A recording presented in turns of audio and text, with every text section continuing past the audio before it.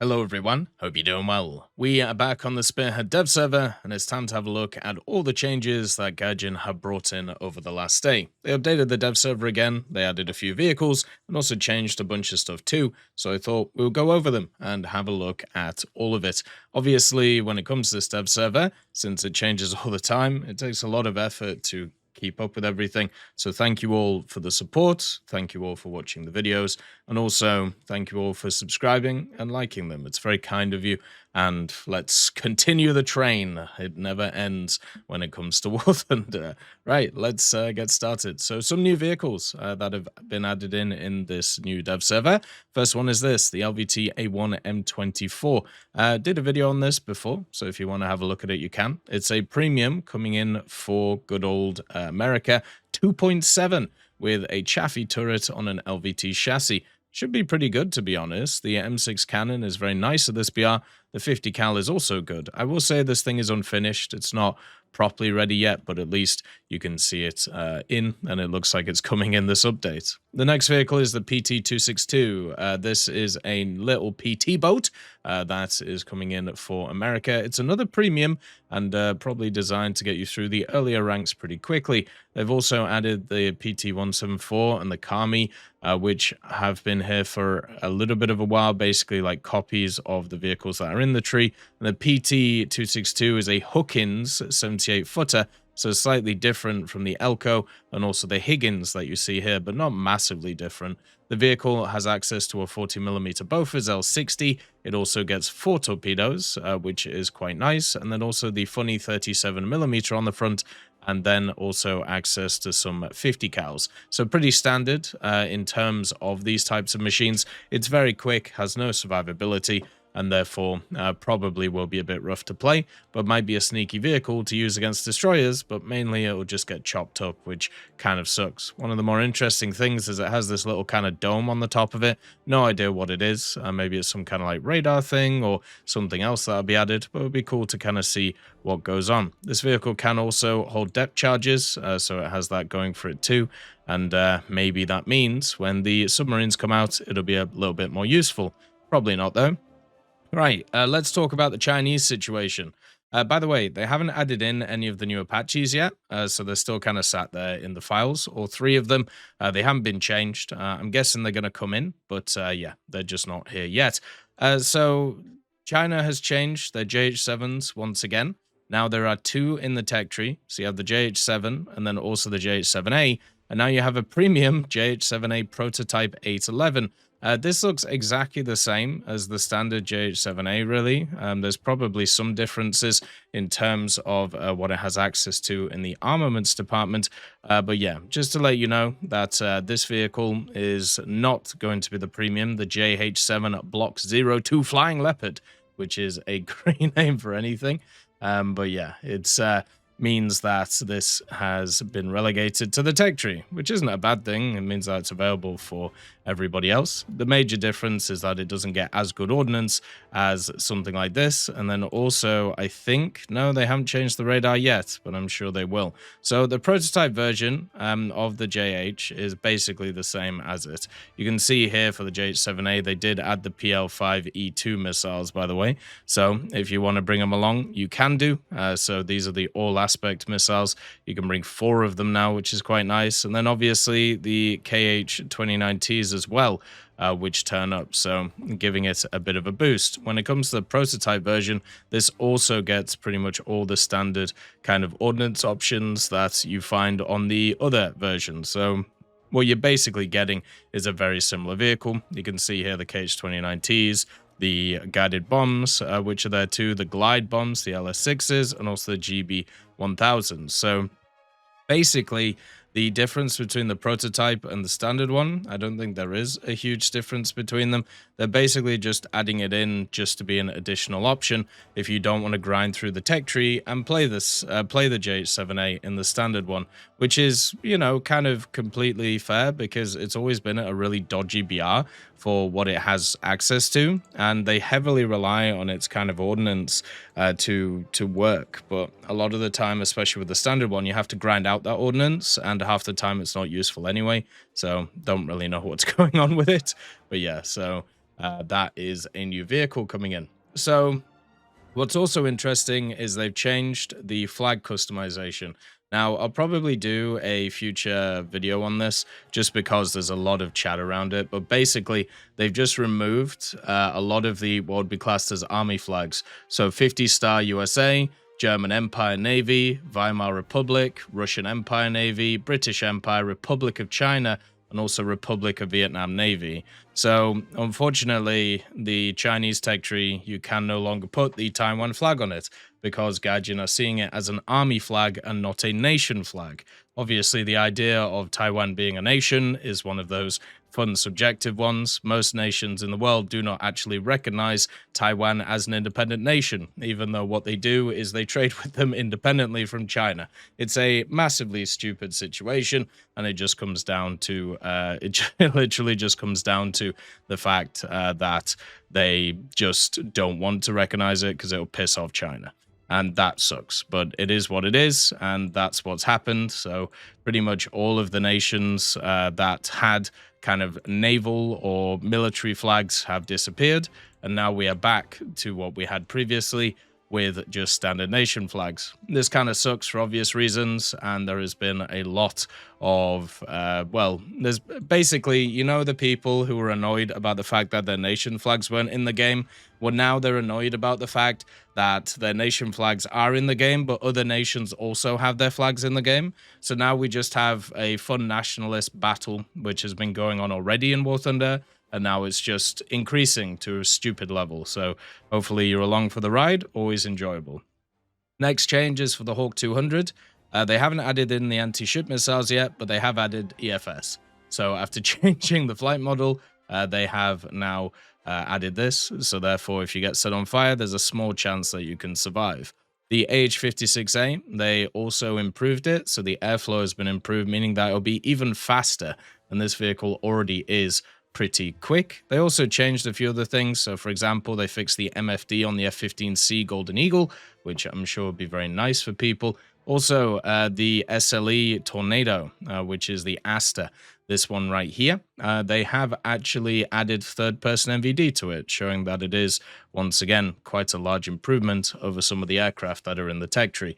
They've also changed the Su-30 Mk2. Supposedly, there's probably a dev blog coming out for this pretty soon because it's going to be a pre-order vehicle, but they changed the radar. So the N001 VEP is now in. It now has a built-in sight to it as well, and also you can see the Dacelink targets is up to 2, so the general vehicle is just got a lot better. There's also some more loadouts being added to a bunch of the general vehicles in the game. So for example, the SUFA, now on the vehicle you can actually bring 6 AIM-120s, not just the AIM-120Cs like before, but the AIM-120Bs you can also bring 6 of too. So instead of just being stuck with only AIM-120Cs, they've actually added a kind of addition to it, so you can actually grind out the 120B, so it makes it a little bit easier for you to actually get through it. Now, that's obviously going to be a bit of a problem for some people, but generally, I think I'm fine with it. It's not a huge issue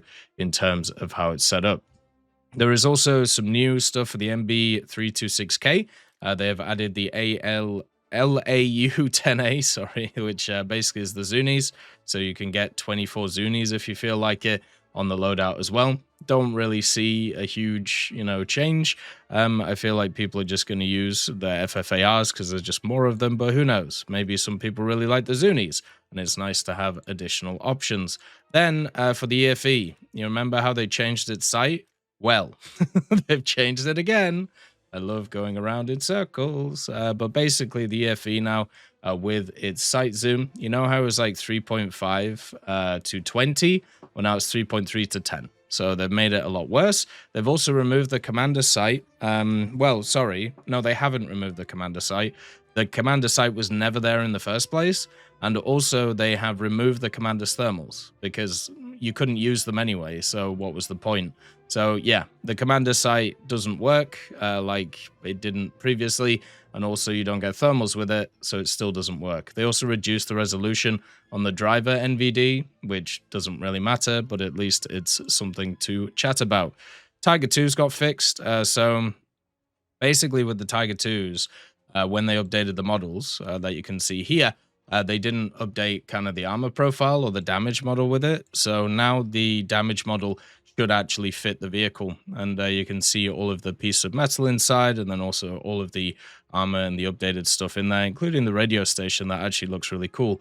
So that should be up sorted, which is nice. They're actually doing a change to one of my favorite vehicles in the game, which kind of sucks, but c'est la vie.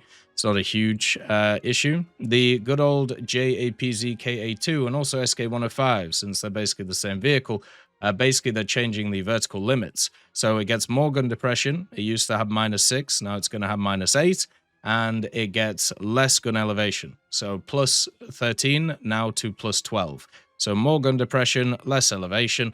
Generally should be a buff for the vehicle, but we'll have to see as it goes on. There's also a few changes to the Russian vehicles. So for example, the BTR-82AT, this one continues to get additions to it. So it gets the laser rangefinder for its gun and also the NVDs. You can see here it has the gunner thermals and then also commander thermals and driver NVDs. So that'll be really nice for it and should also be pretty powerful for the vehicle. The T-34-85 STP is also getting changed.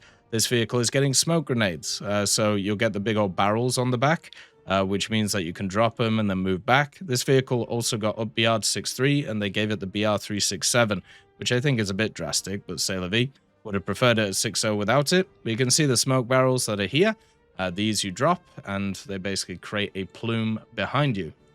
The T90M, this vehicle has got a new shell. It's nothing really too crazy, but it gets the 3OF82. This is a HETF shell, and it obviously lines up with the target tracker that they added to this vehicle and also all of the others. This will be useful against helicopters, which are staying still, and also open, I suppose, vehicles, but generally you don't face too many of those at this BR, and also the HE usually does the work for that. So yeah, you basically just have a new shell, which will be useful in a few scenarios, which is always kind of nice. The Challenger 2 ATD and also the Sabra got the target tracker, the good old Sabra, and then also they changed the CM34's armor profile. Basically, they added a few separate things. So for example, you got some composite screen here, which is all over it. You have the composite screen here and also the hardness and everything. And they just changed some other stuff. So for example, the gun now has less ammunition. So the 30mm used to have 540, it now has 420. They added a commander view though, which is quite nice because this vehicle has access to thermals for everything. So you'll be able to kind of like pop and scout with it, which will be good. It's a bit heavier. It's gone up by 1 ton, and it has smaller smoke grenades. So they'll have slightly less radius, but generally won't be a huge issue. The Jaguar also got massively changed. So this vehicle is just going to go through a million changes before it's ready. We've already talked about a few of the issues that this kind of vehicle has. First of all, if we can just remove the spoil liner so we can actually see everything else, you can see they've added this rolled homogeneous armor in it, and then also this aluminium alloy AMS 4050. So it says protected ammunition compartment. If the bulkhead of this compartment is not penetrated when the armor is breached, it provides full protection against propellant fires. If the ammunition load includes explosive file projectiles, it may provide protection in the event of detonation of a small number of such rounds. So this looks like something new that they're bringing in. You can see it's actually here near the ammunition. And my guess is this is going to be something similar to what you see from the blowout panels. So therefore, if this gets detonated, it shouldn't automatically nuke the crew, which is kind of interesting. Whereas if the stuff back here gets penetrated, of course, you will get the crew nuked. So kind of interesting to see how they're setting that up there. Also, at the same time, the turret roof add-on armor can now be hidden, so it's just easier to be able to see what's going on. And also, they did the same with the turret right side. The other thing to also note about the vehicle is they have changed the 40mm. So this has got a big buff to its targeting speed.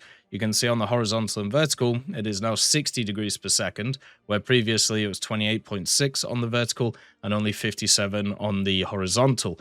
The vertical limits have decreased though, so instead of being able to elevate at 60 degrees, it can only elevate to 45 degrees, which shouldn't be a huge deal, but it's something to at least note. They've also changed the actual machine gun on it, basically massively increasing its ammo, and then also once again changing some of its limits and giving it a stabilizer. It shouldn't really change too much, but it's something to talk about. Now, the engine on the vehicle, they have also changed.